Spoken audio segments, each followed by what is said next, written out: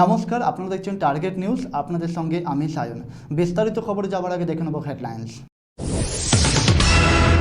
ভারতের ইতিহাস ঘাটলে প্রিয় রানী বা বেগমের জন্য নির্মিত স্থাপত্য অনেক পাওয়া যাবে, তা সে তাজমহল হোক কিংবা বিদিকা মাকোয়ারা। তবে কোনো রাজাকে ভালোবেসে রানীর তৈরি করা স্থাপত্য ইতিহাসে সত্যিই বিরল। কিন্তু এরই জলজ্যান্ত নিদর্শন রয়েছে গুজরাটে সরস্বতী নদীর তীরে। নাম রানী কি বাউরি। 1063 সালে চালুক্য রাজা প্রথম কিমদেবের স্মৃতিতে এই স্থাপত্য নির্মাণ করান রানী উদয়ামতি, যার ছবি বর্তমানে 100 টাকার নোটে দেখতে পাওয়া যায়।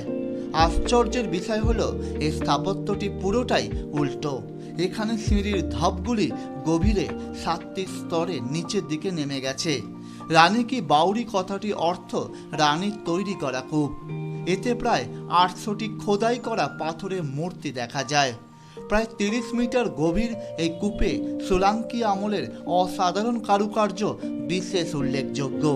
সরস্বতী নদীর জলে দীর্ঘদিন এই স্থাপত্য ডুবেছিল।